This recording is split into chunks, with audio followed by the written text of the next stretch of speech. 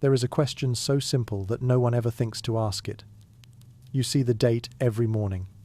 It glows on your phone before your eyes fully open. It sits printed on receipts, stamped on documents, carved into the cornerstones of buildings. The year. A number so familiar it feels like a law of nature, as permanent and reliable as gravity itself. But what if it isn't?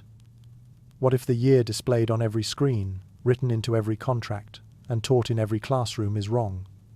Not by a small margin, not by a rounding error buried in some ancient monk's arithmetic, but by nearly 300 years. This is not a thought experiment. This is not a riddle designed to make you feel clever at a dinner party. This is a hypothesis that has been debated in academic journals, discussed by professional historians, and examined by mathematicians and astronomers for over 3 decades. It has a name. It is called the phantom time hypothesis. And its central claim is so enormous, so disorienting, that most people who hear it for the first time assume it must be a joke. It is not. The proposal is straightforward, even if its implications are staggering. Approximately 297 years of the early medieval period, the stretch of time between roughly 614 AD and 911 AD, were either invented, duplicated from other eras, or simply inserted into the historical record by powerful figures who had every reason to manipulate the calendar and almost no one capable of catching them. The man who formalized this argument was not a conspiracy theorist living on the fringes of the internet. He was a German systems analyst named Heribert Illig, a man trained to find structural errors in complex systems, and in 1991 he published a paper arguing that he had found the largest structural error in the history of human civilization. The calendar itself. Now you might already be shaking your head. You might be thinking about carbon dating, about archaeological evidence, about the thousands of historians who have built their careers on the conventional timeline. Those objections are valid, they are powerful, and this story will confront every single one of them honestly. But before we dismiss anything, consider this. In 1582, Pope Gregory XIII reformed the Western calendar, and in doing so, he simply erased 10 days from existence. People went to sleep on October the 4th and woke up on October the 15th. Those 10 days never happened. No one who was born on those dates ever had a birthday that appeared on the calendar. And if a pope could erase 10 days with the stroke of a pen and the weight of institutional authority behind him, a question begins to form in the silence. A question that is uncomfortable, precisely because it is reasonable. What if someone erased more? To understand how that might be possible, we need to begin not with conspiracy, but with something far more mundane and far more fragile than most people realize. We need to begin with the calendar itself and the strange, messy, deeply human story of how we learned to count the years. Long before anyone argued about missing centuries, humanity struggled with a far more basic problem. How do you measure a year? It sounds elementary, but the answer has haunted civilizations since the first farmers noticed that seasons repeat and the first priests noticed that the moon changes shape on a cycle. The Babylonians were among the earliest to attempt a formal answer. They built a calendar around the lunar cycle, 12 months of roughly 29 or 30 days, which gave them a year of about 354 days. The problem was obvious almost immediately. The seasons drifted. Planting festivals arrived in the wrong month. Religious observances wandered through the year like lost travelers. So the Babylonians added extra months whenever the drift became intolerable. A clumsy but functional solution that depended entirely on human judgment and priestly authority. The Romans inherited this chaos and made it worse. The early Roman calendar, attributed to Romulus, contained only 10 months and 304 days. The remaining winter days simply did not belong to any month at all. They existed in a kind of calendrical void, unnamed and uncounted. Later reforms added January and February, but the system remained deeply unreliable. Roman priests called pontifices held the power to insert extra days or months into the calendar, and they used that power not for astronomical accuracy but for political advantage. Elections could be delayed, terms of office could be extended, tax deadlines could be manipulated. The calendar was not a neutral instrument of timekeeping, it was a weapon. Julius Caesar attempted to end the chaos in 45 BC with his Julian calendar, a solar calendar of 365 days with a leap year every 4 years. It was elegant. It was scientific. And it was almost correct. The Julian year was 11 minutes and 14 seconds longer than the actual solar year. That tiny error, invisible in a single lifetime, accumulated relentlessly over centuries. By the time the Renaissance arrived, the calendar had drifted by approximately 10 days. Spring was arriving before the calendar said it should. Easter, the most important date in the Christian liturgical year, was slowly sliding out of alignment with the astronomical events it was supposed to commemorate. This is where the story takes its most consequential turn. In 1582, Pope Gregory XIII commissioned a reform. The solution was mathematically straightforward but socially explosive. 10 days were to be removed from the calendar. October the 4th would be followed immediately by October the 15th. New leap year rules would prevent the drift from recurring. The Gregorian calendar, as it came to be known, is the calendar the world uses today. But the reaction to the reform was anything but calm. Riots erupted in several European cities. Protestants refused to adopt a Catholic calendar for decades, even centuries. The Eastern Orthodox Church rejected it entirely, and still uses a modified Julian calendar for liturgical purposes. People believed the Pope had stolen days from their lives. Workers demanded pay for the missing days. And beneath the public outrage, a quieter question lingered among the mathematically literate. The Julian calendar had been drifting by one day every 128 years. It had been in use since 45 BC. By 1582 it should have accumulated an error of approximately 13 days. Yet Gregory corrected only 10. 3 days were unaccounted for. 3 days that correspond, with unsettling precision, to approximately 3 centuries of time. There is one more figure in this story who deserves attention. His name was Dionysius Exiguus, a 6th century monk of Scythian origin working in Rome. It was Dionysius who invented the Anno Domini dating system, the framework of counting years from the estimated birth of Jesus Christ that the entire Western world still uses. His calculations were based on fragmentary records, theological assumptions about the age of the world, and the political needs of a papacy eager to anchor its authority in sacred time. Modern scholars almost universally agree that his estimate of Christ's birth year was wrong by at least 4 to 6 years. The entire scaffolding of Western chronology rests on the work of one monk, working with incomplete information, in an era when precision was secondary to piety. The calendar was never a mirror held up to nature. It was always a portrait painted by human hands. And portraits can be altered. That uncomfortable truth is where our story truly begins. In the autumn of 1991, a paper appeared in a German journal that would quietly detonate beneath the foundations of European historiography. Its author was not a tenured professor at a prestigious university. He was not an archaeologist with decades of fieldwork behind him. His name was Heribert Illig, and his profession was systems analysis. He was a man who made his living finding errors in complex structures, tracing faults through layered systems, identifying the places where assumptions had been mistaken for facts. And when he turned that analytical eye toward the conventional timeline of Western history, he found something that disturbed him deeply. Illig's argument was built on a convergence of anomalies that mainstream historians had either ignored or addressed, with explanations he found unsatisfying. The 3-day discrepancy in the Gregorian calendar reform, the suspicious scarcity of archaeological evidence from the 7th through 10th centuries, the strange, almost mythological quality of the primary sources for the Carolingian period, the architectural impossibilities of buildings supposedly constructed in the 8th and 9th centuries. Individually, each anomaly could be explained away. Collectively, they formed a pattern that Illig believed pointed toward a single, breathtaking conclusion. The years between 614 AD and 911 AD had been fabricated. Nearly 3 centuries of European history were a phantom, invented and inserted into the timeline by a conspiracy at the highest levels of medieval power. The conspirators, Illig proposed, were 3 men who occupied the most powerful positions in the Western and Eastern worlds at the close of the 10th century.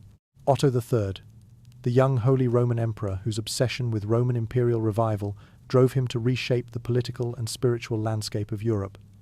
Pope Sylvester II, born Gerbert of Aurillac, a polymath of extraordinary intellect who understood mathematics, astronomy, and the mechanics of the calendar with a sophistication unmatched by any churchman of his era. And possibly Constantine VII of Byzantium, the scholar-emperor whose encyclopedic projects may have served as a vehicle for restructuring Eastern chronology in parallel. Their motive, according to Illig, was as powerful as it was simple. Otto III wanted to reign during the year 1000, the Millennium of Christ, a date so loaded with apocalyptic and prophetic significance that it would cement his legitimacy as the divinely appointed ruler of Christendom. To make the calendar reach that sacred number during his lifetime, centuries needed to be added, and so they were. The academic response was swift and almost unanimously hostile. Professional historians dismissed the hypothesis as absurd, pointing to the vast body of evidence for the early medieval period and the impossibility of coordinating such a fraud across multiple civilizations. Illig was labelled a crank, a revisionist, a dangerous amateur, playing in a field he did not understand. But the theory refused to die. It was translated into multiple languages. It attracted followers among amateur historians, independent researchers, and intellectually restless readers who found in Illig's work something that mainstream history had failed to provide. Not answers necessarily, but better questions. Illig did not claim to have all the evidence. He claimed to have found the right questions. And the most important of those questions centered on a single figure, the towering colossus of early medieval history, the emperor whose legend seemed too grand for the thin evidence that supported it. His name was Charlemagne. And Illig believed he had never existed at all. If there is a single name that anchors the early medieval world to the bedrock of Western memory, it is Charles the Great, Charlemagne, King of the Franks, Emperor of the Romans, Father of Europe. His story is told in every school on the continent. He united warring tribes under a single Christian banner, forged an empire that stretched from the Pyrenees to the Elbe, and was crowned by the Pope himself on Christmas Day in the year 800. His court at Aachen became a beacon of learning in a darkened world. His legal reforms laid the groundwork for modern governance. His patronage of scholars and scribes ignited what historians call the Carolingian Renaissance, a brief and brilliant revival of classical knowledge that supposedly kept the light of civilization burning through the longest night of the Dark Ages. It is a magnificent story. And if you look closely at its foundations, you will find that they are made of remarkably little. The primary source for Charlemagne's life is a single biography. It is called the Vita Caroli Magni, the Life of Charles the Great, written by a man named Einhard who claimed to have been a member of Charlemagne's inner court. Generations of historians have treated this text as gospel, building entire academic disciplines upon its claims. But the Vita Caroli Magni is not a contemporary document in the way most people understand the term. It was composed after Charlemagne's death, and its literary style borrows heavily from the Roman historian Suetonius, specifically from his biography of Augustus Caesar. Entire passages mirror the structure and rhetoric of Roman imperial biography so closely that some scholars have questioned whether Einhard was recording genuine memories or constructing a literary monument designed to cast a Frankish king in the mold of a Roman emperor. Beyond Einhard, the independent evidence for Charlemagne's reign is strangely thin. There are chronicles, yes, but many of them were written decades or centuries after the events they describe, often in monasteries that had direct political ties to the Carolingian dynasty, and obvious motives to glorify its founder. There are charters and legal documents attributed to Charlemagne's administration, but a significant number of medieval charters have been identified as later forgeries, created to justify land claims and institutional privileges. And then there is the physical evidence, or rather the haunting scarcity of it. Charlemagne's tomb in Aachen Cathedral was opened in the year 1000 by Otto III himself, who claimed to have found the emperor's body seated upright on a marble throne, wearing a crown and holding a scepter. The account reads more like mythology than archaeology. No modern forensic analysis of remains confidently identified as Charlemagne's has produced results consistent with his legendary biography. None of this proves that Charlemagne was fictional, but it raises questions that deserve more honest answers than they have traditionally received. Why does the most important ruler in early medieval European history depend so heavily on a single biography written in imitation of a Roman model? Why is the independent corroborating evidence so sparse for a reign supposedly so transformative?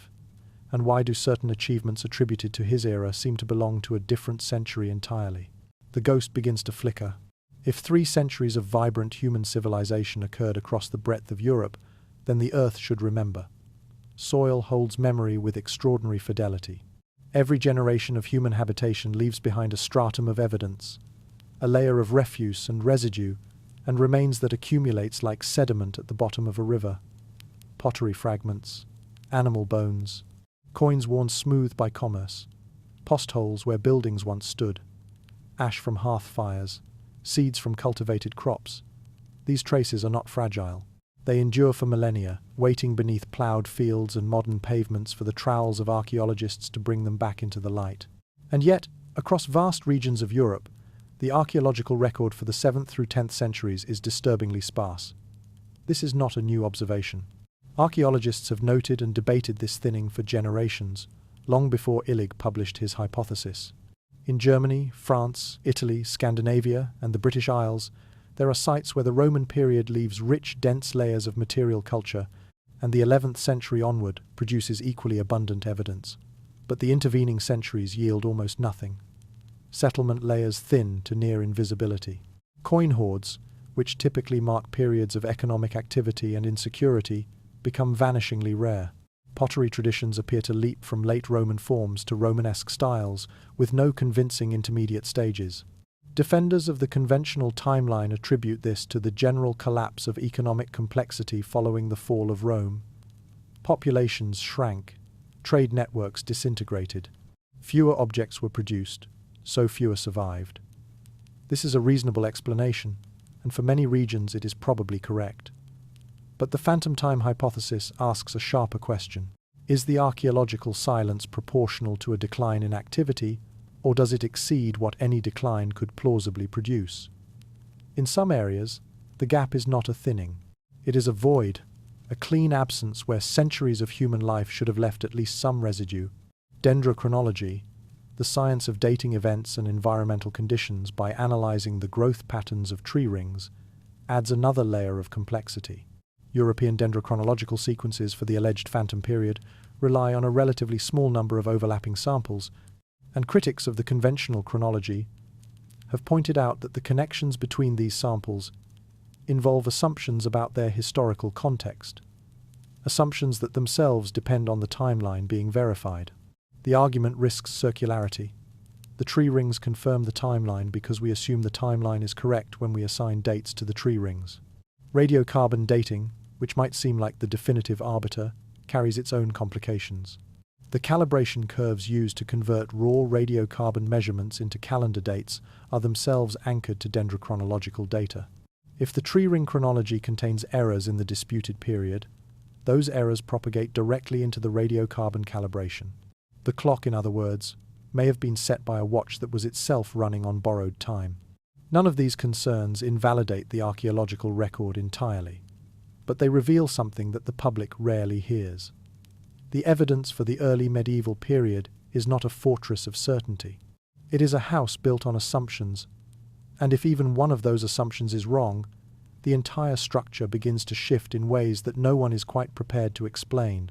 There is one category of evidence that operates beyond the reach of monks with quills, beyond the authority of popes and emperors, beyond the possibility of human forgery. The sky. Celestial events obey mathematical laws with absolute precision. A solar eclipse visible from Constantinople, on a given date in the 7th century, either happened or it did not, and modern astronomy can calculate the answer to the minute. Comets follow orbital paths that can be traced backward through millennia. Planetary conjunctions occur at intervals that are as predictable as the ticking of a cosmic clock. If the chronicles of the phantom centuries record astronomical events, those events can be checked against the calculations of modern astrophysics. And when they are checked, the results are unsettling. Several astronomical events described in early medieval European chronicles do not align with the dates assigned to them by the conventional timeline. Eclipses that should have been visible were not. Eclipses that were recorded do not correspond to any calculable event for the dates given. In some cases, the discrepancies resolve themselves neatly if the dates are shifted by approximately 3 centuries, placing the observations in the period before or after the alleged phantom gap. This is precisely what the hypothesis predicts. If the phantom centuries were filled with copied and fabricated chronicle entries, Some of those entries may have included real astronomical observations borrowed from genuine records of earlier or later periods, and the borrowing would reveal itself through exactly this kind of temporal mismatch. But the most mathematically striking argument involves the Gregorian reform itself. The Julian calendar, as we have seen, accumulated an error of approximately 1 day every 128 years due to its slightly excessive year length. When Pope Gregory corrected the calendar in 1582, he removed 10 days to realign it with the astronomical equinox. The question is simple but devastating. If the Julian calendar had been running since its introduction by Julius Caesar in 45 BC, the accumulated error by 1582 should have been approximately 12.7 days, which rounds to 13. Gregory corrected only 10. Mainstream historians offer an explanation. Gregory was not correcting the drift from 45 BC.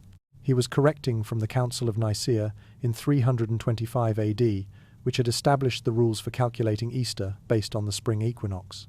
The correction of 10 days matches the drift from 325 AD to 1582 reasonably well. This is a perfectly defensible answer. But Illig and his supporters point out that it raises its own question. Why would Gregory calibrate to Nicaea rather than to the origin of the calendar itself? And more importantly, if we do calculate from 45 BC, the missing 3 days correspond with remarkable precision to approximately 297 missing years. Coincidence is the refuge of those who have run out of explanations. Perhaps this is a coincidence. Perhaps 3 days, 3 centuries, and 300 years of archaeological silence are all unrelated. But coincidences of this density have a weight of their own, and that weight pulls the mind toward a question it would rather not ask. To understand why anyone would fabricate 3 centuries of history, you must first understand what a number meant to the medieval mind. Not any number. One specific number. 1000. In the mental landscape of early medieval Christendom, the number 1000 was not merely large. It was sacred. It was terrifying. It was the hinge upon which all of cosmic history was believed to turn. The source of this power was the Book of Revelation, the final and most mysterious text of the Christian Bible. In its 20th chapter, the book describes a period of 1,000 years during which Satan is bound in chains and the saints reign with Christ on earth. After this millennium, Satan is released. A final battle ensues, and the last judgment follows. Medieval theologians debated endlessly about when this 1,000-year period began and when it would end. But the dominant interpretation placed its beginning at the birth or crucifixion of Christ. That meant the year 1000 AD was not just another year. It was the potential threshold of the apocalypse, the moment when the chains would break and history would reach its climax. The psychological effect of this belief on medieval European society is difficult to overstate from a modern perspective. As the year 1000 approached, according to various chroniclers, waves of millennial anxiety swept across the continent. Pilgrimages surged. Churches were constructed at a feverish pace. Lands and fortunes were donated to monasteries by nobles who feared the end was imminent. Whether these accounts are exaggerated by later historians is itself a matter of debate, but the underlying theological framework is beyond question. The Millennium of Christ was the most symbolically charged date in the entire Christian calendar. Now imagine you are an emperor. Not just any emperor, but a young ruler consumed by a vision of cosmic destiny. You believe yourself to be the spiritual heir of Constantine and Augustus. You believe that your empire is the continuation of Rome itself, not merely in a political sense, but in a sacred, providential sense. You believe that God has placed you on the throne of the world for a purpose. And that purpose is about to be revealed, because the year 1000 is approaching, and you intend to be the one sitting on the throne when it arrives. This was the world of Otto III, Holy Roman Emperor, a ruler unlike any Europe had seen or would see again. Crowned as a child, raised in an atmosphere saturated with Byzantine ritual and Roman mythology, Otto did not merely govern. He performed a kind of sacred theatre, casting himself as the central figure in a divine drama that was reaching its final act. His ambition was not territory or wealth. It was meaning. He wanted to be the emperor of the millennium, the ruler who stood at the turning point of all human time. And if the calendar did not cooperate with that ambition, then perhaps the calendar could be persuaded. The phantom time hypothesis does not require a shadowy cabal of unknown agents. It names its conspirators directly, and the names it offers are among the most documented figures of the late 10th century. 3 men, 3 positions of almost unimaginable power, and a convergence of motive, capability, and opportunity that is difficult to dismiss as coincidence. The first is Otto III himself. Born in 980, he became King of Germany at the age of 3 following the sudden death of his father, Otto II. His mother, the Byzantine Princess Theophanu, and his grandmother, the formidable Adelaide of Italy, served as regents during his minority, surrounding him with advisors steeped in both Western and Eastern imperial traditions. By the time Otto assumed personal rule in his mid-teens, he was something unprecedented in European history. A ruler equally fluent in the political theology of Rome and Constantinople, equally comfortable with Latin liturgy and Greek ceremony, and possessed of an ambition that transcended mere kingship. Otto did not want to be a German king. He wanted to be a Roman emperor in the fullest, most ancient sense of the term. He established his court in Rome itself, an extraordinary decision for a German monarch, and launched a program he called the Renovatio Imperii Romanorum, the renewal of the Roman Empire. He appointed popes. He redesigned court ceremonies to mirror Byzantine protocols. He issued documents sealed with the phrase Emperor of the World. And he was fixated on the year 1000, the millennium that would validate his self-appointed role as God's chosen instrument on earth. The second conspirator occupies an even more remarkable position in history. Gerbert of Aurillac was born around 946 inches, the Auvergne region of France, the son of modest origins who rose through the church hierarchy on the strength of an intellect that astonished everyone who encountered it. As a young scholar, he travelled to Catalonia, where he studied at monasteries that maintained contact with the Islamic scholarly world. He learned mathematics, astronomy, and the use of the astrolabe and the abacus at a time when most European clergy could barely perform basic arithmetic. His contemporaries regarded him with a mixture of awe and suspicion. Rumours circulated that he had made a pact with the devil to obtain his knowledge. He was called a sorcerer, a necromancer, a man who consorted with dark powers. In reality, Gerbert was simply the most educated man in Western Europe. He understood the mechanics of the calendar with a precision that no other churchman of his era could match. He knew the length of the solar year. He understood the drift of the Julian calendar. He could calculate eclipses and planetary positions. When Otto III placed him on the papal throne in 999, giving him the symbolically loaded name Sylvester II, a reference to the first Pope Sylvester who had served alongside Constantine the Great, the pairing was unmistakable. Otto was the new Constantine. Sylvester was his spiritual partner. Together they would reign over the millennium. The connection between these two men was not merely political. It was personal, intellectual, and deeply intertwined. Their correspondence reveals a relationship of mutual admiration and shared vision. Gerbert was Otto's tutor before he was his pope. He shaped the young emperor's understanding of history, astronomy, and sacred time. If any single individual in the medieval world possessed both the knowledge to conceive a calendrical manipulation and the institutional authority to implement it, it was Gerbert of Aurillac, Pope Sylvester II. The third figure is more speculative but no less intriguing.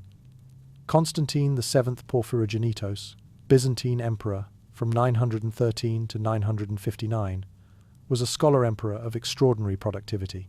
He commissioned and personally oversaw the compilation of vast encyclopedic works that sought to catalogue and organize the entire body of Byzantine historical and administrative knowledge. His projects include the De Administrando Imperio, a guide to governing the empire, and the De Ceremoniis, a meticulous record of court rituals. These works involved the systematic collection, editing, and sometimes rewriting of historical sources. Illig and his supporters suggest that Constantine's encyclopedic enterprises may have provided the framework for restructuring Byzantine chronology in ways that complemented the Western manipulation. If the Eastern and Western calendars were brought into alignment through coordinated adjustments, the phantom centuries could be inserted across both halves of the Christian world simultaneously.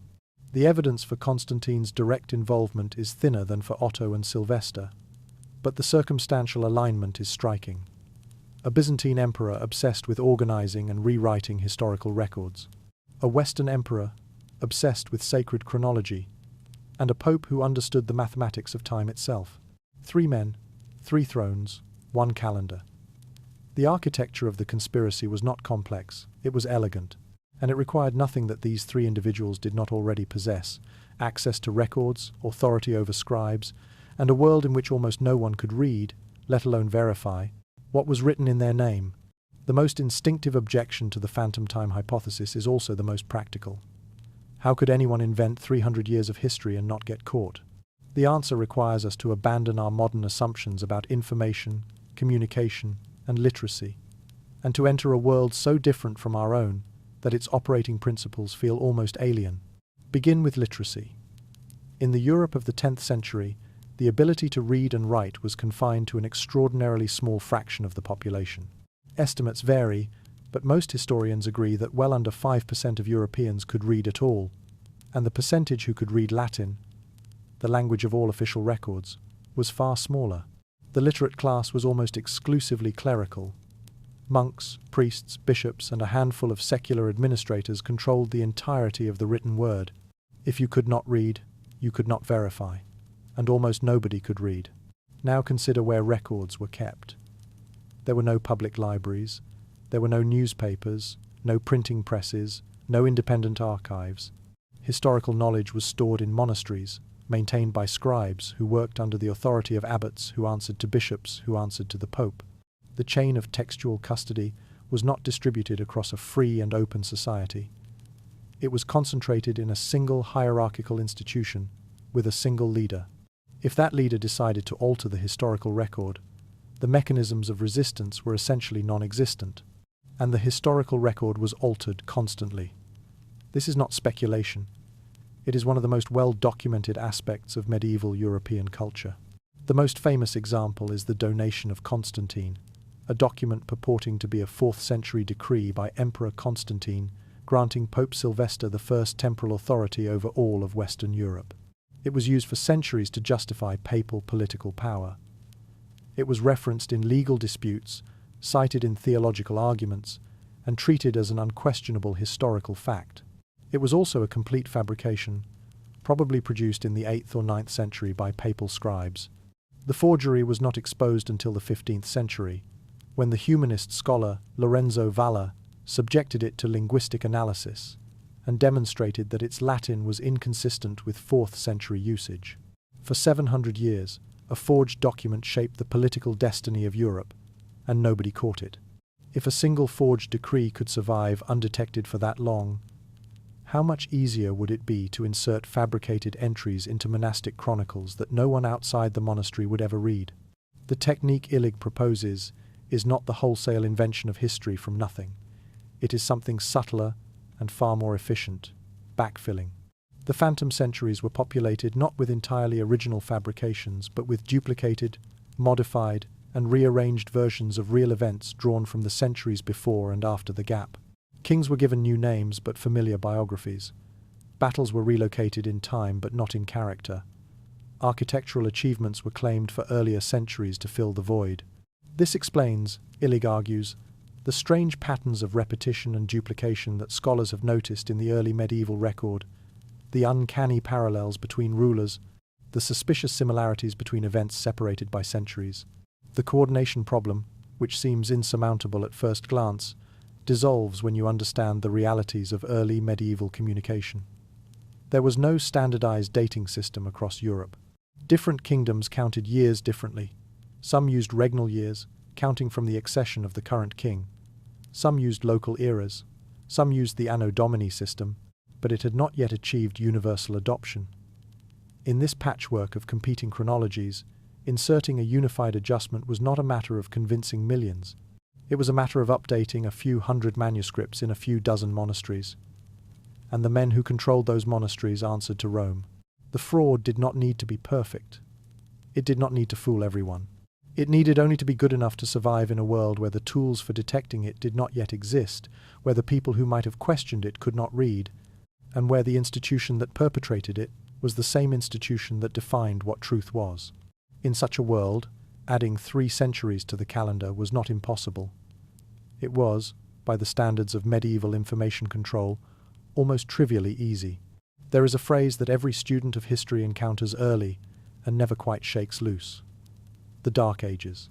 It conjures images of crumbling Roman roads overtaken by forest, of barbarian warlords squatting in the ruins of marble palaces, of a continent that forgot how to read, how to build, how to think. The standard narrative tells us that when Rome fell in 476 AD, Europe plunged into a long twilight that lasted roughly 500 years, a period of cultural stagnation, political fragmentation, and intellectual decline from which civilization only gradually recovered. This narrative has been challenged and nuanced by generations of medieval historians, many of whom rightly point out that the so-called Dark Ages were not uniformly dark, and that significant cultural and political developments occurred during this period. But even among these revisionist scholars, a persistent discomfort lingers. The early medieval period, particularly the 7th through 10th centuries, resists the kind of coherent storytelling that historians expect to find when they examine any other era of comparable length. The sources are thin, the material evidence is sparse, the narrative threads are tangled and often contradictory. Entire decades pass in the chronicles without a single recorded event of significance. And then, around the year 1000, Europe erupts into activity. Cities grow, trade routes reopen, cathedrals rise, learning flourishes. The transformation is so sudden and so dramatic that historians have struggled for centuries to explain it. The conventional explanation is recovery. After 500 years of gradual rebuilding, the argument goes, European civilization finally reached a tipping point where accumulated changes produced visible results. But this explanation has always carried an air of hand-waving about it. 500 years is an enormous span of time. For comparison, only 500 years separate us from the world of Christopher Columbus. In that time, humanity has gone from wooden sailing ships to spacecraft. The idea that Europe spent an equivalent period essentially treading water, making so little progress that the archaeological and documentary record can barely detect it, requires an extraordinary faith in stagnation. The phantom time hypothesis offers a different lens. It suggests that the Dark Ages are not a puzzle to be solved, but a symptom to be diagnosed. The period seems dark because it is empty. The centuries that supposedly filled the gap between late antiquity and the high Middle Ages do not contain enough genuine history to sustain 300 years of narrative, because 300 years of narrative were inserted artificially. The darkness is not the shadow of decline, it is the shadow of absence. Under this interpretation, the explosion of activity around 1000 AD is not a miraculous recovery. It is simply the continuation of trends that were already underway when the phantom centuries were inserted. Late Roman and early post-Roman developments in architecture, law, trade, and learning flow naturally into the Romanesque period, without the need for a mysterious 5-century pause and an equally mysterious sudden revival. The Dark Ages, in other words, may be the greatest alibi in history, a label applied to an empty stretch of timeline to explain why nothing seems to have happened there. Nothing happened because nothing was there. When authors fabricate, they borrow.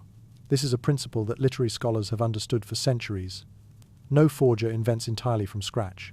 The effort required to create a wholly original history spanning 3 centuries, populated with kings, wars, treaties, famines, plagues, and religious controversies, would be staggering even for a team of dedicated writers. It is far easier, and far more common, to take existing material and reshape it. Change the names, shift the dates, alter a few details. The structure remains the same because the source remains the same, and trained eyes can learn to detect the fingerprints of copying even when the surface has been carefully disguised. Scholars sympathetic to the phantom time hypothesis have identified what they believe are exactly these fingerprints scattered throughout the early medieval record. The phenomenon they describe is called historical duplication, and once you become aware of it, the examples are difficult to unsee. Consider the Merovingian and Carolingian dynasties. Both are Frankish royal lines. Both supposedly ruled over the same broad territory, though at different times. And both contain rulers whose biographies share unsettling parallels. Kings who came to power under nearly identical circumstances. Kings who faced the same types of internal rebellions. Kings whose relationships with the papacy followed the same arc of alliance, conflict, and reconciliation. Taken individually, Any one of these parallels might be explained by the recurrent patterns of medieval politics. Taken together, they begin to resemble not a pattern of history repeating itself, but a pattern of history being copied from itself. The duplication extends beyond royal biographies into the structure of events. Military campaigns described in the Phantom Centuries sometimes mirror later campaigns with such precision that they appear to be the same event recorded under different names. Ecclesiastical councils attributed to the 7th and 8th centuries address theological controversies that bear suspicious resemblance to disputes documented in the 11th and 12th centuries. Even the literary style of certain Phantom-era chronicles shifts in ways that textual analysts associate with later composition, employing vocabulary, grammatical structures, and narrative conventions that belong more comfortably to the 11th century than to the 7th. The analogy to literary forgery detection is instructive. When scholars suspect that a newly discovered Shakespeare manuscript is a forgery, they do not rely solely on handwriting analysis or ink chemistry. They examine the text itself, looking for anachronistic word choices, for syntactic patterns inconsistent with the author's known style, for ideas and references that belong to a later period. The same techniques, applied to early medieval chronicles, reveal texts that seem to be wearing costumes, dressed up in the language and conventions of an earlier era, but betraying their true origins through subtle inconsistencies. None of this constitutes proof. The parallels might be coincidental. The textual anomalies might reflect scribal errors or later interpolations rather than wholesale fabrication. But the cumulative weight of these observations creates an impression that is increasingly difficult to dismiss. The early medieval record does not read like authentic history poorly preserved. It reads like a construction, a narrative built from borrowed materials and assembled with skill, but not quite enough care to erase every seam. In the city of Aachen, in western Germany, there stands a building that has quietly troubled architectural historians for over 100 years. It is the Palatine Chapel, the centerpiece of what was once the palace complex of Charlemagne, the most important ruler of the early medieval world. According to the conventional chronology, this chapel was constructed around the year 800 AD, during the height of Charlemagne's reign. It was intended to be the architectural jewel of his empire, a statement in stone and marble that the Frankish kingdom was the legitimate heir to Rome. And that is precisely the problem. The Palatine Chapel is too good. Its octagonal design, based on the Church of San Vitale in Ravenna, is executed with a mathematical precision that reflects deep understanding of geometric principles. Its vaulting technique, which distributes enormous weight across curved surfaces, requires engineering knowledge that was supposed to have been lost after the fall of Rome and not recovered until the Romanesque period of the 11th century. Its marble columns, reportedly transported from Italy, are fitted with a craftsmanship that speaks of experienced stonemasons working within a living tradition, not artisans struggling to revive forgotten skills. Architectural historians have long noted these anomalies, and their explanations have never been entirely satisfying. Some argue that Charlemagne imported Byzantine craftsmen who brought Eastern construction techniques to the West. Others suggest that the Carolingian court maintained a uniquely preserved tradition of Roman building knowledge that existed nowhere else in Europe. Both explanations require a kind of special pleading, an insistence that this one court, this one building project, somehow transcended the general technological limitations of its era. The phantom time hypothesis offers a simpler answer. The Palatine Chapel was not built in the 8th century. It was built in the 11th, during the period of Romanesque architectural flourishing that the conventional chronology places after the Phantom Gap. Under this reading, the chapel's advanced construction is not anomalous at all. It is perfectly consistent with the building techniques of its actual era. The supposed 3-century gap between late Roman architecture and Romanesque architecture disappears, because the gap itself never existed. The comparison to San Vitale in Ravenna strengthens this argument in an unexpected way. San Vitale was built in the 6th century, under Emperor Justinian. If the Aachen Chapel was built in the 11th century, only 5 actual centuries separate the two buildings, not 8 as the conventional timeline requires.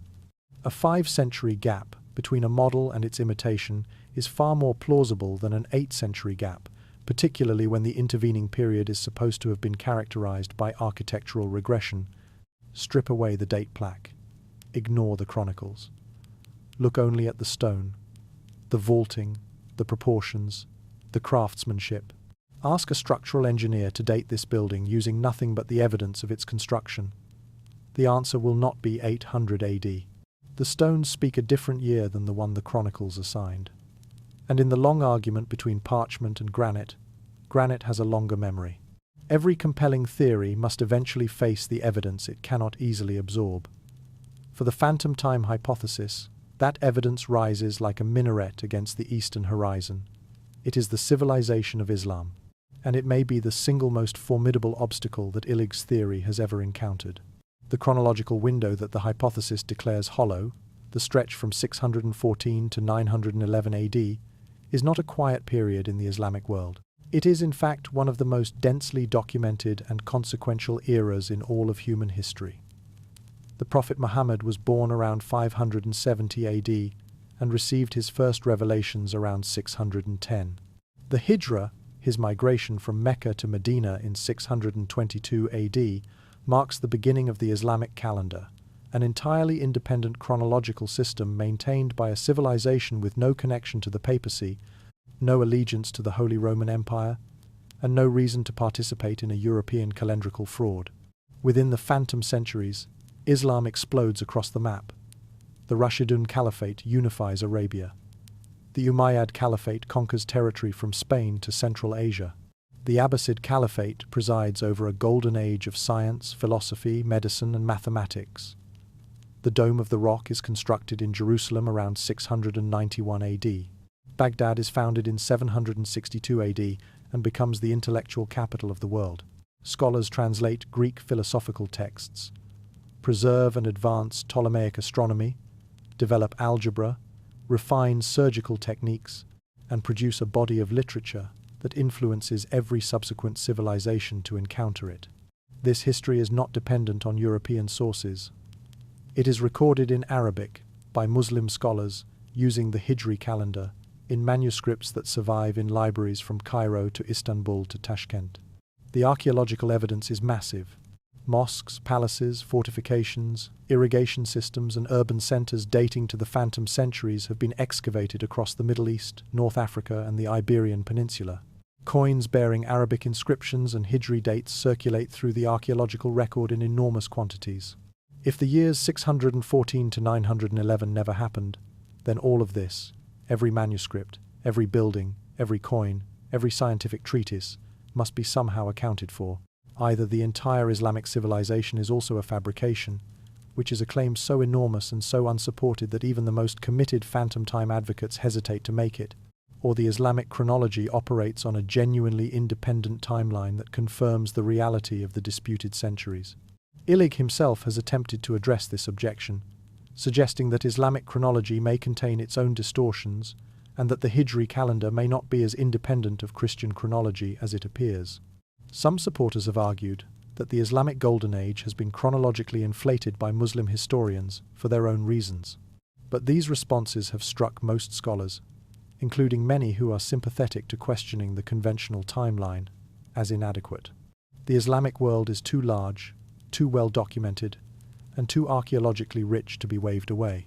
This is the wall, and every honest exploration of the phantom time hypothesis must stand before it and acknowledge that it has not yet been breached. The question is whether the wall invalidates the entire theory or merely forces it to evolve. If the Islamic world represents the historical counterattack against phantom time, the scientific counterattack arrives in the form of tree rings and radioactive carbon atoms. These are the tools that modern science offers to anyone who wants to date the past independently of written records, and on their face they appear to deliver a decisive verdict against the hypothesis. Dendrochronology works on an elegantly simple principle. Trees grow one ring per year. The width of each ring varies depending on climate conditions, producing a unique pattern that can be matched between overlapping samples of timber from different periods. By chaining these overlapping patterns together, scientists have constructed continuous tree ring chronologies that extend thousands of years into the past. The most important of these for the European debate is the Hohenheim chronology from southern Germany, built from oak and pine samples that span the entire disputed period without apparent gaps. If this chronology is accurate, then the phantom centuries are filled with trees that grew, ring by ring, year by year, through every one of the allegedly non-existent years. This seems conclusive, and for most scientists, it is. But the phantom time hypothesis raises a procedural objection that, while rejected by the mainstream, is not trivially dismissible. The objection concerns calibration. When a new piece of ancient timber is incorporated into a dendrochronological sequence, its position in the sequence is determined by matching its ring pattern against the existing master chronology. But the existing master chronology was itself built from samples whose approximate historical dates were often initially estimated using the conventional timeline.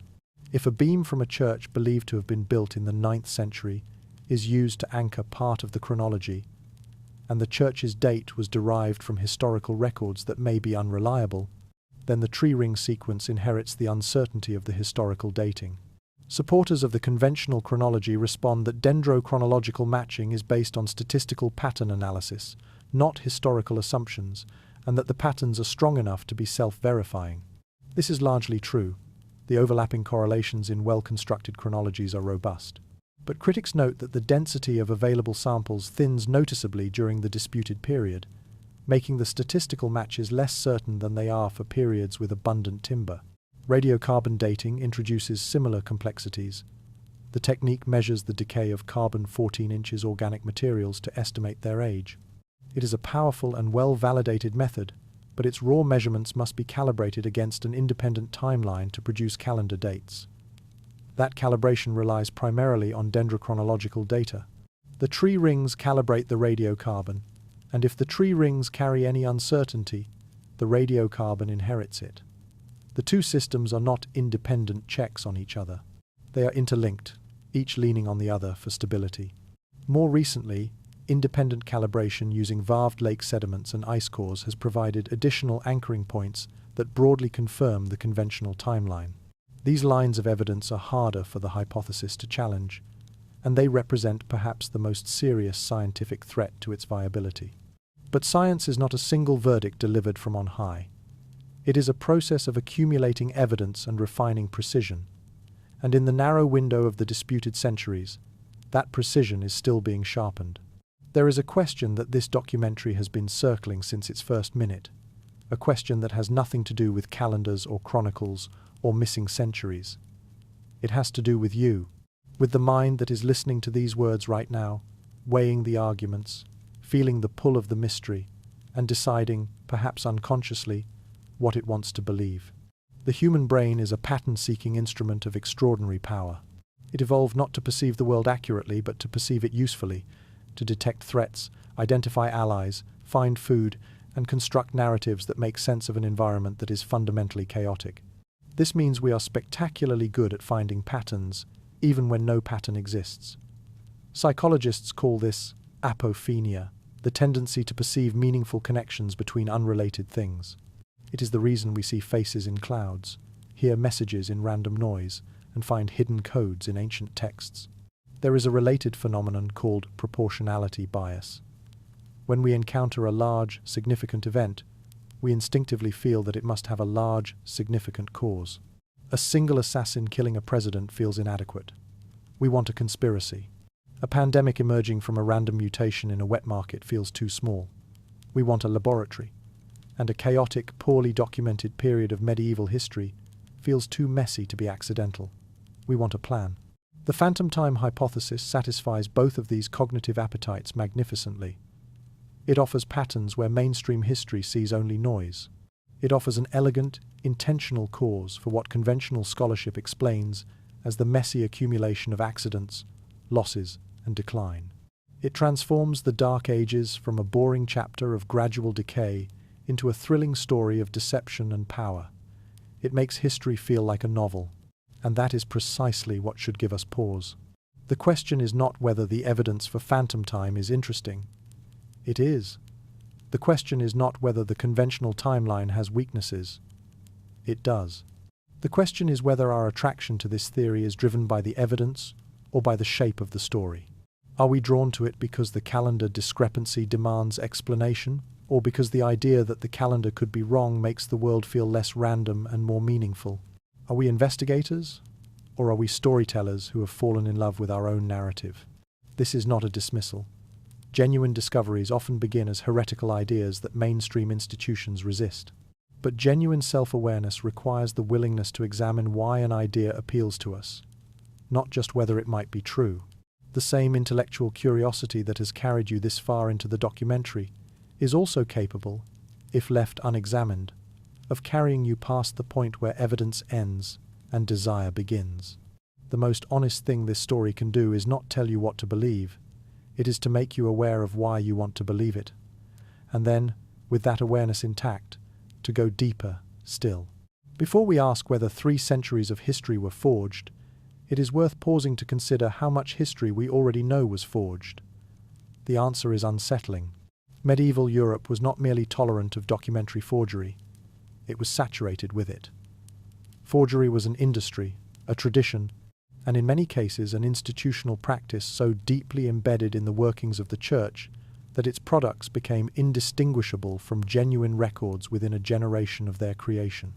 The most infamous example remains the Donation of Constantine, a document purporting to date from the 4th century, in which Emperor Constantine I granted Pope Sylvester and his successors supreme authority over all the Western Roman Empire. This document was cited for centuries as the legal and spiritual foundation of papal temporal power. Popes invoked it in disputes with emperors. Scholars referenced it in theological treatises. It was woven so deeply into the fabric of Western political thought that questioning its authenticity was tantamount to questioning the authority of the Church itself. And it was entirely fictional, fabricated by an unknown papal scribe sometime between the mid-8th and mid-9th centuries. But the Donation was not an anomaly. It was merely the most visible peak of an enormous mountain. The Pseudo-Isidorian decretals, produced around 850 AD, comprised a vast collection of forged papal letters and council decrees stretching back to the earliest centuries of Christianity. These forgeries were designed to strengthen papal authority and the independence of bishops from secular rulers. They were so extensive, so carefully constructed, and so seamlessly woven into genuine canonical collections that they influenced church law for centuries. Their exposure as forgeries came only gradually, through the painstaking work of scholars over hundreds of years. Monasteries across Europe maintained what can only be described as forgery workshops. Charters granting land rights, tax exemptions, and legal privileges were produced in enormous quantities, backdated to earlier centuries, and attributed to kings and popes who had never signed them. Scholars estimate that in some regions, a majority of surviving early medieval charters are either partially or wholly forged. The monks who created these documents did not necessarily consider themselves liars. They believed their institutions deserved the rights and properties in question, and if a document supporting that belief did not exist, they felt justified in creating one. This cultural context is essential for understanding the phantom time hypothesis in its proper frame. We are not asked to believe that medieval forgers could produce fictional documents. We know they could because they did, constantly, prolifically, and with extraordinary skill. We are not asked to believe that forged documents could go undetected for centuries. We know they did because the Donation of Constantine survived scrutiny for 700 years. The only additional claim the hypothesis requires is one of scale, that the same skills, the same institutional infrastructure, and the same cultural tolerance for fabrication that produced thousands of individual forged documents could also have produced a fabricated chronological framework. If forgery was the disease of medieval documentary culture, the chronicles were its most vulnerable patient.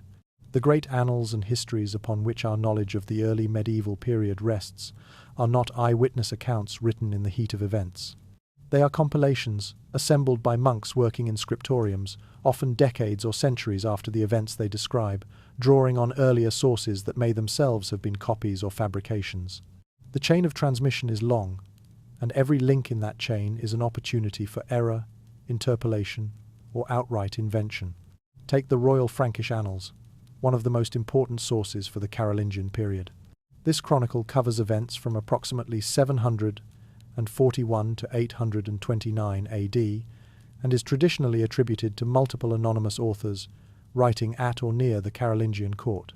But the earliest surviving manuscript dates from significantly later than the events it describes. Textual analysis has revealed multiple layers of revision, with later scribes adding, modifying, and occasionally contradicting earlier entries. The chronicle we read today is not a pristine original. It is a palimpsest, a document written over itself, bearing the fingerprints of every hand that touched it. The Anglo-Saxon Chronicle presents similar challenges.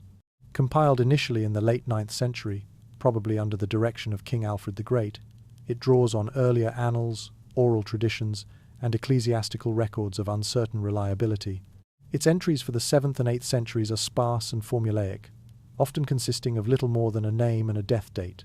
Whether these entries represent genuine historical memory or retrospective fabrication is a question that scholars have debated for more than a century without reaching consensus. The Annals of Fulda, the Annals of Saint-Bertin, the Chronicle of Fredegar, the histories attributed to Bede and Gregory of Tours. Each of these foundational texts survives in copies rather than originals. Each has been subjected to interpolation and revision by later scribes. Each contains internal contradictions that suggest layers of editing, and each was produced within an institutional framework, the Church, that had both the means and the motive to shape historical narratives to serve its interests. Historians work with these sources not because they trust them blindly, but because they have no alternative. The chronicles are all we have for long stretches of the early medieval period, and historical methodology requires working with the available evidence rather than dismissing it. But this pragmatic acceptance should not be mistaken for certainty. The foundations of our knowledge about the 7th through 10th centuries are not granite. They are parchment, brittle, layered, and touched by many hands. The question the phantom time hypothesis forces us to ask is not whether the chronicles are perfect. No serious historian would claim that they are. The question is how imperfect they might be. And the honest answer, stripped of institutional defensiveness and professional pride, is that we do not entirely know. The record is what we have. Whether it is what happened is a different matter altogether. It is tempting to treat the fabrication of history as an exclusively ancient phenomenon, something that happened in the distant past when people were less sophisticated, less scientific, less equipped to distinguish truth from fiction. This comfortable assumption collapses under the weight of the 20th century. In the Soviet Union, history was not merely studied, it was manufactured. The state controlled every textbook, every encyclopedia, every archive. When individuals fell from favor, they did not merely lose their positions, they lost their pasts. Photographs were retouched to remove discredited figures. Encyclopedia entries were rewritten. Citizens were instructed to physically cut pages from their reference books and replace them with updated versions that reflected the new official truth. Nikolai Yezhov, the head of the secret police during the Great Terror, stood beside Stalin in official photographs until he himself was purged. Afterward, the photographs were republished with Yezhov erased, as if he had never existed. His name vanished from official histories. For a generation of Soviet citizens, he literally never happened. This was not a medieval technique performed with quills and parchment. This was industrial-scale history fabrication conducted by a modern state with printing presses, photographic studios, and a centralized bureaucracy designed to ensure that every copy of the false record reached every library and every school in the country. And it worked. For decades, millions of educated, literate people accepted a version of their own national history that had been deliberately falsified. North Korea offers an even more extreme example. The state mythology surrounding the Kim dynasty includes fabricated military victories, invented scholarly achievements, and supernatural birth narratives that are taught as historical fact to an entire population. Japanese textbooks, for decades, minimized or omitted the atrocities committed during the Second World War, including the Nanjing Massacre and the system of forced labor camps. Colonial powers across Africa, Asia, and the Americas systematically erased indigenous historical narratives and replaced them with Eurocentric accounts that justified conquest and dispossession. These are not ancient precedents. They occurred within living memory, in societies with mass literacy, global communication networks, and independent journalism. And yet the fabrications persisted. In some cases, they persist still. Now transport that capability backward 1,000 years. Remove the printing press. Remove literacy. Remove independent media. Remove the very concept of historical objectivity. Replace all of it with a single institution that controls every written word on an entire continent and derives its authority from the claim that its version of history is divinely sanctioned. In that environment, Fabricating 3 centuries of history is not an extraordinary feat requiring supernatural coordination. It is a clerical task, performed by scribes under orders, in a world where no one outside the scriptorium would ever know the difference. The modern parallels do not prove that it happened, but they demolish the argument that it could not have happened. The human capacity for historical fabrication is not theoretical. It is documented, repeated, and, most disturbingly, effective. Every theory about the past must eventually face a creative challenge. If the conventional version is wrong, what does the corrected version look like? The phantom time hypothesis, for all its destructive implications, also carries a constructive vision, a picture of what European history becomes when the phantom centuries are removed and the remaining pieces are allowed to resettle into a new arrangement. The result is striking in its coherence. Under the conventional timeline, the fall of the Western Roman Empire in 476 AD is followed by roughly 5 centuries of slow decline and fragmented recovery, before European civilization re-emerges in recognizable form around the year 1000. This narrative requires historians to explain an uncomfortable series of discontinuities. How did Roman architectural techniques vanish for centuries and then reappear almost overnight in the Romanesque period? How did literacy collapse so thoroughly that almost no secular literature survives from the intervening centuries, only to revive dramatically in the 11th century? How did trade networks that had connected the Mediterranean world for millennia simply evaporate and then spontaneously reconstitute themselves? Remove the phantom centuries, and these discontinuities vanish. The fall of Rome in the 5th century connects almost directly to the emergence of early medieval European civilization in what the conventional timeline labels the 10th and 11th centuries. Roman building techniques did not disappear and mysteriously return. They persisted continuously, evolving gradually into what we call Romanesque architecture, because the gap during which they supposedly vanished never existed. The tradition of literacy did not die and revive. It thinned during a period of genuine post-Roman disruption and then recovered over a span of 2 or 3 actual centuries rather than the 5 or 6 that the conventional timeline demands. The economic picture snaps into focus as well. Under the collapsed timeline, the Mediterranean trade networks of late antiquity do not vanish for 300 years. They contract during a genuine period of instability and then expand again as political conditions stabilize, following a pattern that is entirely consistent with known economic behavior. The mysterious explosion of trade and urbanization around 1000 AD is no longer a sudden miracle. It is the natural resumption of long-standing economic patterns after a disruption measured in decades or generations, not centuries.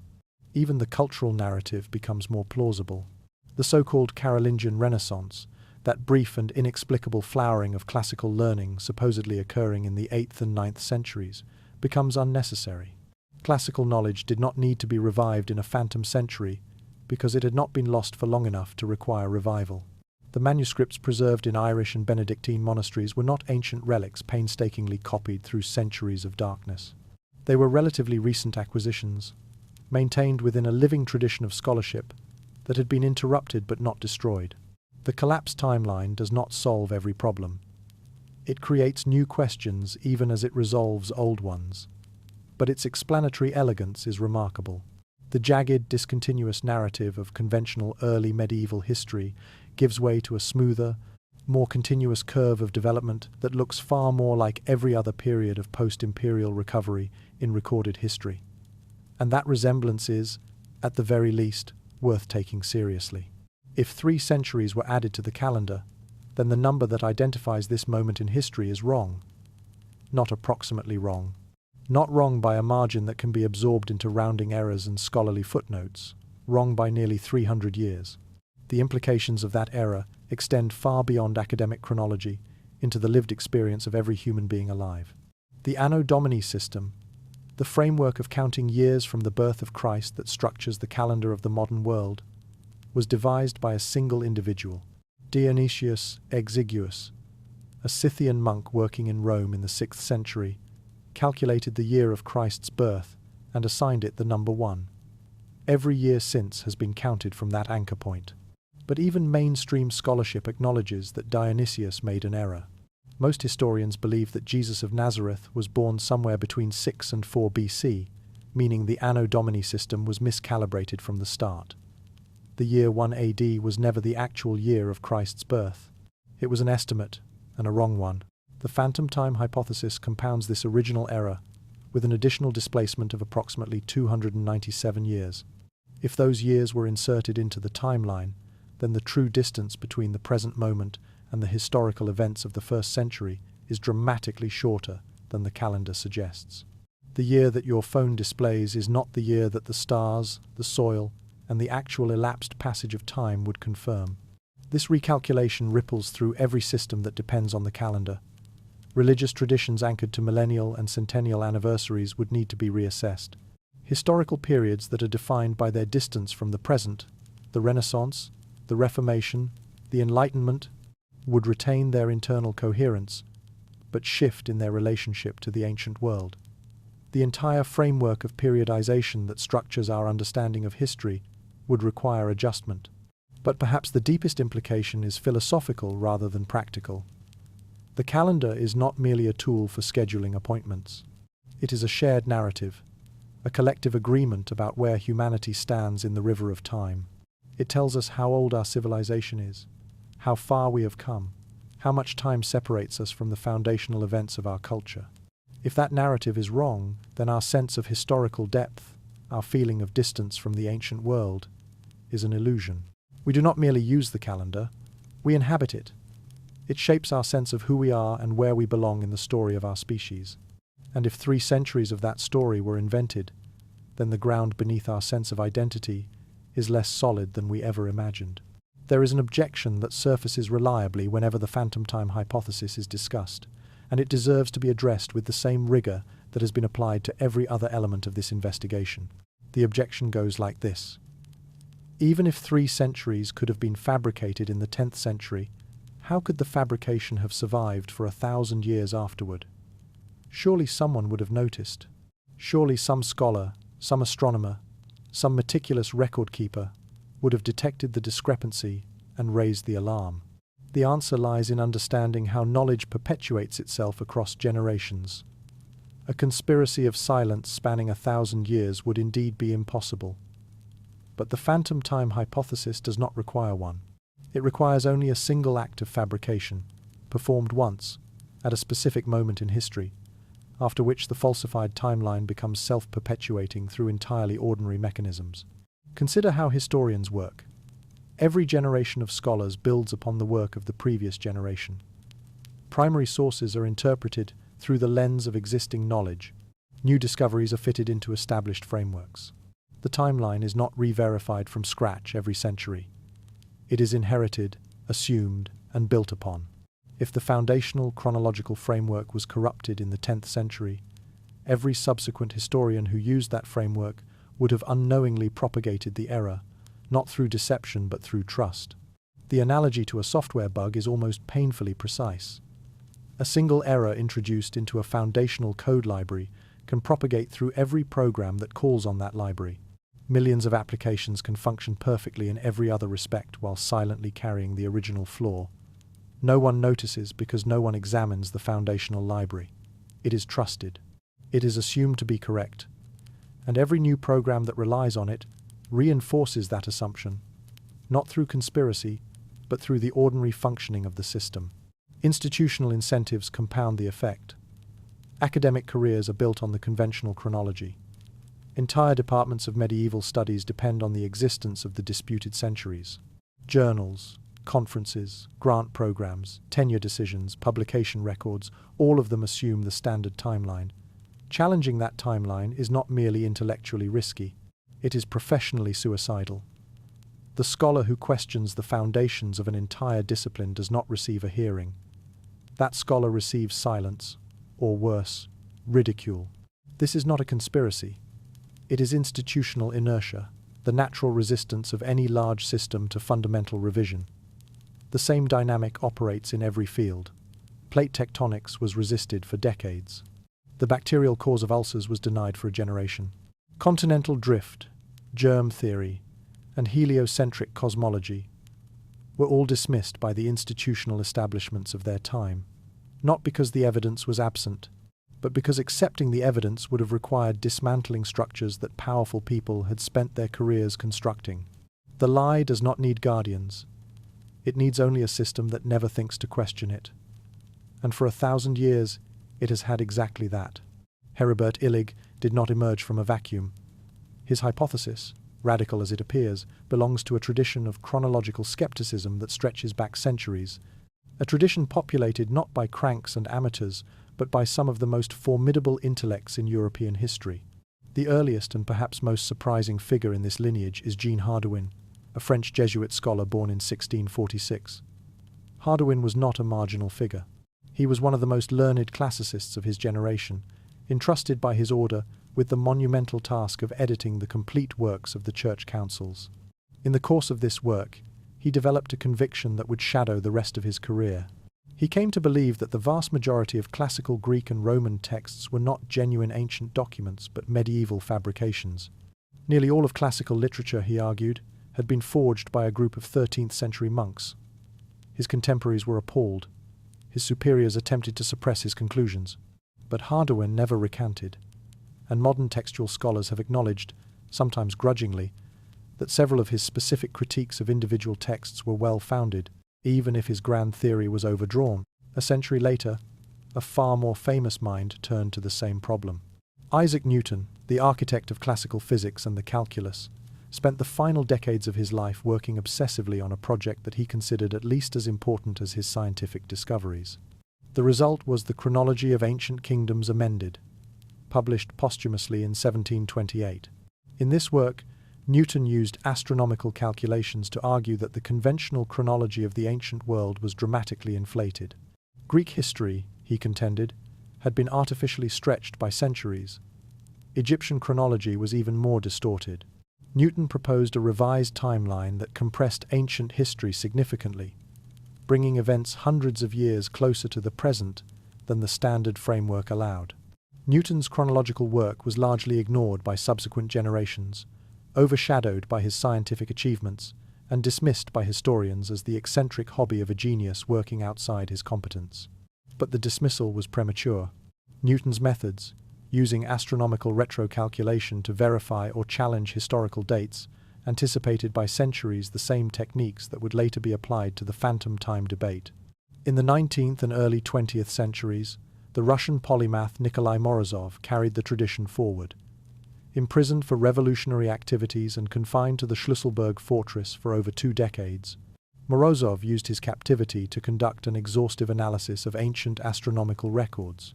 He concluded that significant portions of ancient and medieval chronology had been fabricated or duplicated, that the same historical events appeared multiple times in the record under different names and dates. His multi-volume work, published after the Russian Revolution, laid the groundwork for the most radical chronological revisionism of the 20th century. Each of these thinkers arrived independently at a similar suspicion. The timeline that civilization takes for granted is not a verified fact. It is an inherited assumption. And inherited assumptions, no matter how ancient and no matter how universally accepted, are not immune to error. The tradition did not end with Morozov. It was about to take its most extreme and controversial turn, picking up exactly where we left off. The most radical heir to this tradition of chronological descent is not a historian, not a philosopher, and not an amateur enthusiast. He is a professional mathematician of the highest rank.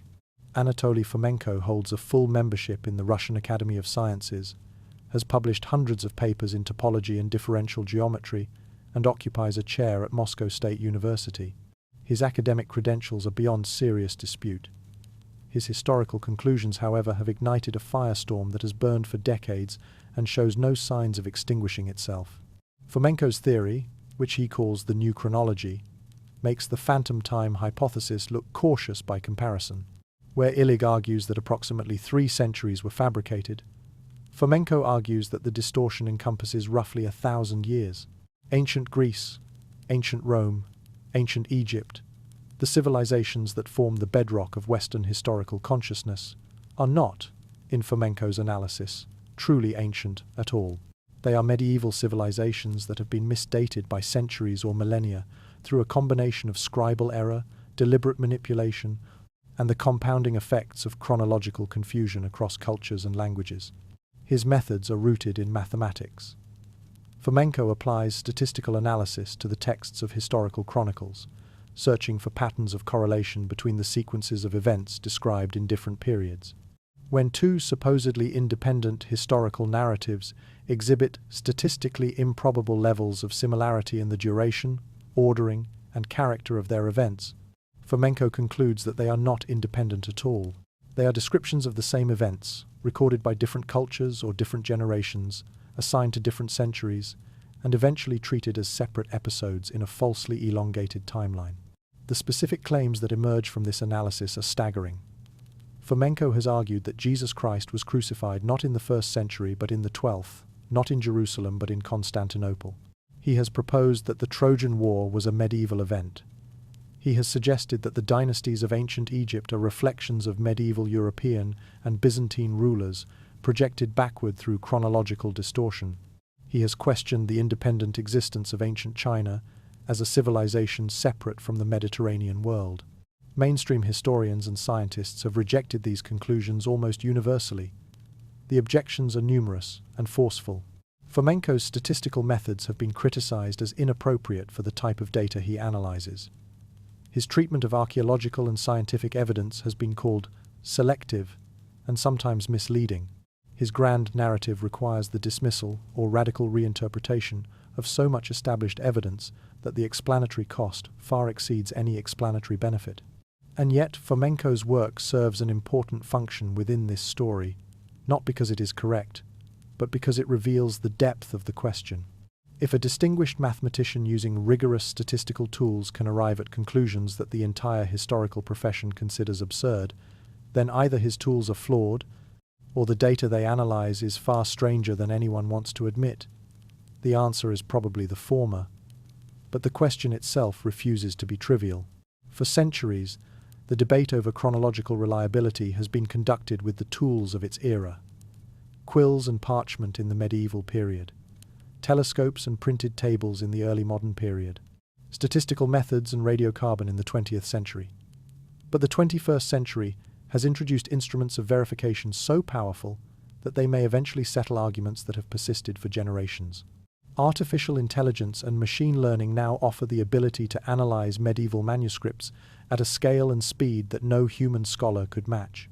Algorithms can detect patterns of vocabulary, syntax, and narrative structure across thousands of documents simultaneously, identifying statistical anomalies that might indicate later composition, copying from common sources, or deliberate fabrication. These tools are still in their early stages, but their potential to transform the study of medieval texts is already becoming apparent. Accelerator mass spectrometry has refined radiocarbon dating to a precision that earlier generations of scientists would have considered impossible. Smaller samples can now be dated with narrower margins of error, reducing the dependency on large, well-preserved specimens and allowing researchers to test materials that were previously too fragile or too valuable to sacrifice. But perhaps the most promising line of independent evidence comes from beneath the ice. Deep ice cores extracted from the Greenland and Antarctic ice sheets preserve annual layers of frozen precipitation stretching back tens of thousands of years. Each layer contains trapped atmospheric gases, dust particles, and chemical signatures that record the environmental conditions of the year in which the snow fell. Volcanic eruptions leave particularly distinctive markers, layers of sulfate and microscopic ash, that can be matched to known eruptions and counted backward year by year. If the ice cores show continuous annual layers through the disputed centuries, with volcanic markers that correspond to eruptions documented in the conventional historical record, then the phantom time hypothesis faces a challenge that no amount of textual criticism can overcome. The ice does not read chronicles. It does not answer to popes. It preserves the passage of time with a fidelity that is indifferent to human ambition. Current ice core research broadly supports the conventional timeline. The annual layer counts through the early medieval period show no obvious gaps or anomalies. Volcanic signatures align with expected dates. But the field continues to refine its methods, and the specific resolution of ice core dating for the narrow window of the disputed centuries remains an active area of investigation. Technology will not deliver its verdict overnight, but it is closing in on an answer. And when that answer arrives, it will not be written on parchment by a monk with uncertain motives. It will be frozen in ice, beyond the reach of forgery, and as indifferent to human desire as the stars themselves. Step back from the specifics of phantom time for a moment. Set aside the calendars, the chronicles, the tree rings, and the ice cores. Consider instead a larger truth that this investigation has been quietly illuminating from its very first words. History is not a passive record of what happened. It has never been. In every civilization, in every era, the control of historical narrative has been one of the most potent instruments of power available to those who wield it. The Chinese understood this with characteristic precision. Each new dynasty commissioned an official history of the dynasty it had overthrown. These histories served a dual purpose. They documented the rise and fall of the previous ruling house, and they framed that fall as inevitable, the natural consequence of moral decay and lost legitimacy. The new dynasty, by contrast, was presented as the restoration of order and virtue, the pattern repeated for 2,000 years. Every dynasty was both the author of the previous dynasty's obituary and the architect of its own mythology. The Romans practiced a technique called damnatio memoriae, the condemnation of memory. When an emperor or powerful figure fell from grace, the Senate could decree that their name be erased from all public records, their statues destroyed, their achievements attributed to others or simply forgotten. The goal was not merely punishment, it was annihilation, the retroactive removal of a human being from the story of civilization. Colonial powers across Africa, Asia, and the Americas understood that conquering a people's land was insufficient without conquering their past. Indigenous histories were suppressed, rewritten, or dismissed as myth. European chronological and historical frameworks were imposed as universal truths, displacing local systems of knowledge that had served their communities for millennia. The effect was not merely academic, it was existential. A people severed from their history are a people severed from their identity. These are not aberrations, they are the norm. The use of history as a tool of political legitimation and social control is one of the oldest and most consistent patterns in human civilization. It predates writing itself, extending back into the oral traditions of every culture, where the stories told around fires were always shaped by the interests of the storytellers. The phantom time hypothesis, regardless of whether its specific claims are correct, illuminates this pattern with uncomfortable clarity. It asks us to consider the possibility that the very framework we use to organize our understanding of the past, the calendar itself, may be one more product of this ancient human instinct to shape the story. And it challenges us to recognize that the difference between history and mythology is not always as clear as we would like to believe. The past is not simply what happened, it is what survived, what was recorded, what was preserved, and what was allowed to be remembered. Everything else is silence, and silence, as we have learned, can be manufactured. There is a question that lies beneath every historical debate, every archaeological discovery, every carbon-dated artifact and translated manuscript. It is a question so fundamental that most people never think to ask it, and most historians prefer to leave it unexamined. The question is this: how do we actually know what happened before we were born? The answer, stripped of professional jargon and institutional confidence, is more fragile than anyone would like to admit. We do not observe the past. We cannot visit it, measure it, or reproduce it in a laboratory. What we have are traces, documents written by people we have never met, objects pulled from the ground by hands guided by assumptions about what they expect to find, structures whose dates are assigned through chains of inference that depend, at every link, on prior assumptions about the reliability of other evidence. The philosopher R.G. Collingwood argued that all historical knowledge is essentially an act of imagination. The historian does not discover the past. The historian reconstructs it, assembling fragments into a narrative that makes sense, filling gaps with inference, and bringing coherence to what would otherwise be a scattered collection of mute objects and ambiguous texts. This reconstruction is guided by evidence, but it is never determined by evidence alone. The same collection of artifacts and documents can support multiple narratives, and the choice between those narratives is influenced by the historian's assumptions, training, cultural context, and, whether they admit it or not, personal inclinations.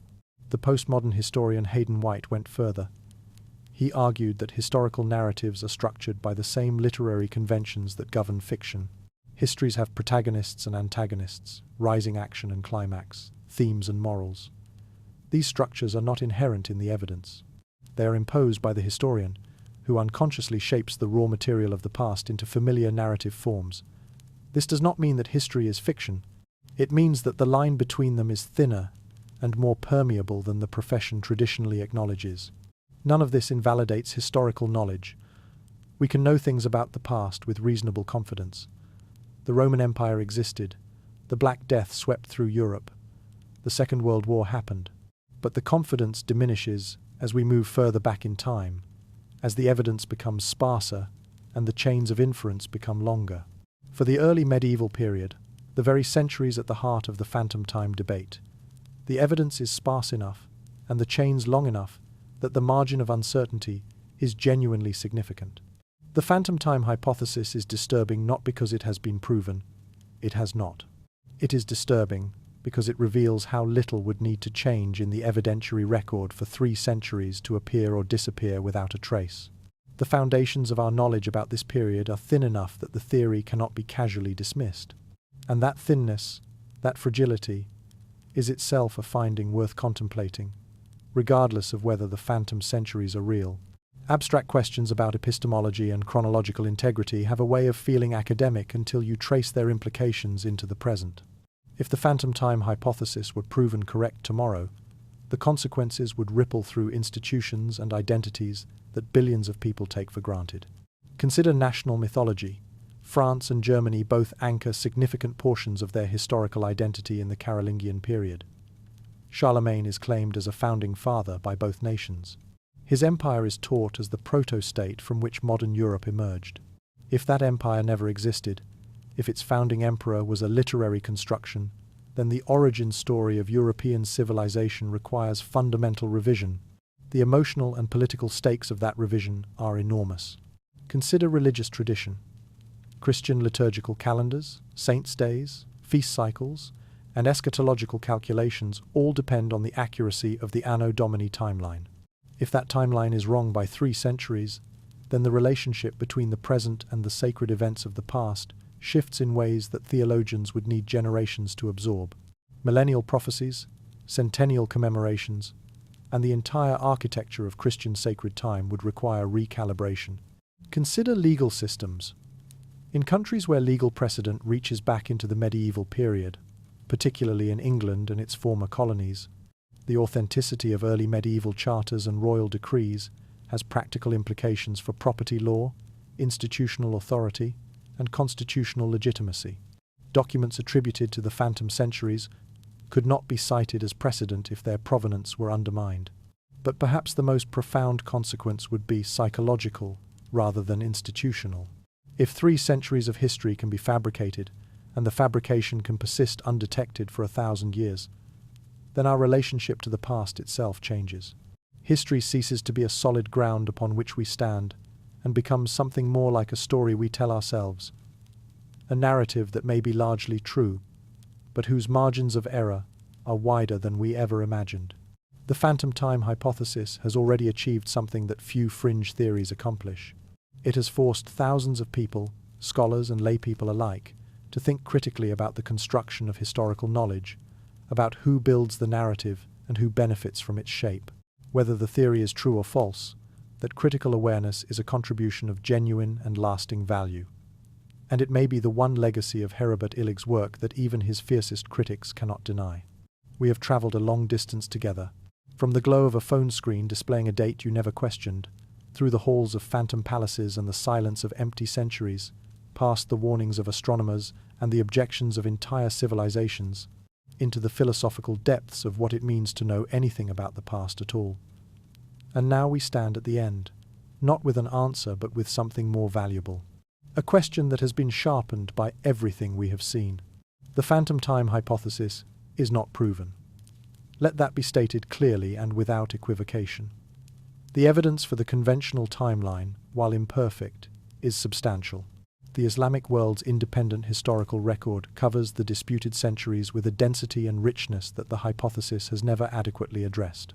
Dendrochronological sequences, though subject to calibration debates, show continuous growth through the phantom period. Ice core data preserves annual layers that correspond to the conventional chronology. The scientific and historical establishment has weighed the evidence and found the hypothesis wanting. That judgment deserves respect. But the hypothesis is also not refuted in the clean, definitive way that its critics sometimes suggest. The archaeological thinning of the early medieval period remains a genuine puzzle. The calendar discrepancy at the heart of the Gregorian reform has never received an explanation that satisfies everyone.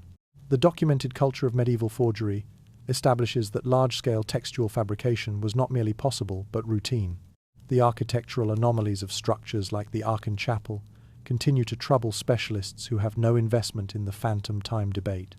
And the broader tradition of chronological skepticism, stretching from Harduin through Newton to Morozov and Illig, represents not a fringe obsession, but a recurring encounter between careful minds and a timeline that does not always behave as it should. The intellectually honest position is neither belief nor dismissal. It is the sustained and disciplined practice of uncertainty, not the lazy uncertainty of someone who has not examined the evidence, but the earned uncertainty of someone who has examined it thoroughly and found that it does not resolve into a single, unambiguous picture. This kind of uncertainty is uncomfortable. Human minds crave resolution. We want the mystery solved, the question answered, the case closed. But the most important questions in any field are the ones that resist closure, the ones that remain open, not because we have failed to investigate them, but because the investigation itself has revealed depths that no single answer can reach. Carry this question with you, not as an anxiety, but as a discipline. Let it remind you that the frameworks through which you understand the world, the dates, the periods, the timelines that organize your knowledge of the past, are human constructions built from incomplete evidence by imperfect minds. They are probably mostly right, but probably and mostly are not the same as certainly and completely. And the distance between those words is where the most important thinking happens. There is one implication of the phantom time hypothesis that almost no one discusses. It hides behind the historical and archaeological arguments, behind the debates over tree rings and ice cores and Islamic chronicles, waiting quietly in the background for someone to notice it, and it may be the most consequential implication of all. If the calendar is wrong, then prophecy is wrong. This is not a small matter. For 2,000 years, the three great Abrahamic religions have anchored their eschatological expectations to chronological frameworks. Christian millennialism, the expectation that the 1,000-year reign of Christ will end at a calculable moment, depends entirely on knowing what year it is. The elaborate prophetic timelines constructed by theologians from Joachim of Fiore to Hal Lindsey, from the Millerites to modern evangelical prophecy writers, are all calibrated to the Anno Domini system. If that system is wrong by 3 centuries, then every prophetic calculation built upon it is correspondingly displaced. The great disappointment of 1844, when the Millerite movement collapsed after its predicted date for the Second Coming passed without event. The millennial anxieties of 999 and 1999, the endless recalculations of the rapture, the tribulation, the date of Armageddon. All of these were performed within a chronological framework that the phantom time hypothesis suggests is fundamentally miscalibrated. The prophets were not necessarily wrong in their theology. They were counting from the wrong starting line. The implications extend beyond Christianity. Islamic eschatology contains its own prophetic timelines, calibrated to the Hijri calendar. Jewish messianic expectations have been shaped by calculations based on the Hebrew calendar's count from creation. If any of these calendrical foundations contain errors, whether of the magnitude Illig proposes or something smaller, then the relationship between prophecy and chronology across all 3 traditions is destabilized. And there is a further, stranger implication. If the phantom centuries are removed, then certain celestial events, comets, eclipses, planetary conjunctions, that were interpreted as divine signs during historical crises may actually correspond to entirely different moments in the human story. The comet that appeared before a battle may not have appeared before that battle. The eclipse that was taken as an omen of a king's death may have coincided with a different death, or with no significant event at all. The cosmic narrative that humanity has constructed, the belief that the heavens respond to earthly events, may be built on a chronological foundation that scrambles the connections beyond recognition. This is the deepest layer of the phantom time mystery. It reaches beyond history, beyond science, beyond politics, into the place where human beings construct meaning from the intersection of time and eternity. If we do not know what year it is, we do not know where we stand in the story we have told ourselves about the purpose and trajectory of our existence. The question of phantom time is not merely academic. It touches something that most people never examine and few are prepared to doubt: our place in time, our location in the narrative of everything. Tomorrow morning the ritual will repeat. Your eyes will open. Your hand will reach for the glowing screen on your bedside table. A number will appear, a year, and you will accept it the way you accept the ground beneath your feet, without thought, without question, without the faintest suspicion that it might not be solid. But something will be different now. A small fracture will have opened in the seamless surface of that certainty. Not a crack large enough to cause alarm, just a hairline, barely visible, running through the place where trust meets evidence. You will see the number on the screen, and for the first time you will feel, even if only for a moment, the weight of the question behind it. Who decided that number? How was it calculated? What assumptions does it rest on? And are those assumptions true? You may decide, after weighing everything you have heard tonight, that the phantom time hypothesis is wrong, that the evidence for the conventional timeline is strong enough to withstand the challenge, that the Islamic world, the ice cores, the tree rings, and the sheer improbability of so vast a deception outweigh the anomalies and coincidences that Illig and his predecessors have catalogued. That is a reasonable conclusion, and you would be in the company of the overwhelming majority of professional historians and scientists who have examined the question. Or you may decide that the question is not fully settled, that the anomalies are too persistent, the archaeological silence too deep, the culture of medieval forgery too well documented, and the philosophical fragility of historical knowledge too profound to allow for comfortable certainty. That is also a reasonable conclusion, and it is one that requires a kind of intellectual courage that is rarer than most people realize, the courage to remain uncertain in a world that demands conviction. Either way, you have been changed by the asking. You have seen behind the surface of something so familiar that it had become invisible. You have learned that the calendar is not a fact of nature, but an artifact of civilization, shaped by the same forces of ambition, belief, and imperfect knowledge that shape everything human beings create. You have been reminded that the past is not a place we can visit, but a story we inherit, and that every inheritance deserves examination. Sleep well tonight. Let the question settle into the quiet spaces of your mind where the most important thoughts do their work. And tomorrow morning, when you check the date, let yourself wonder, just for a moment, just long enough to feel the extraordinary strangeness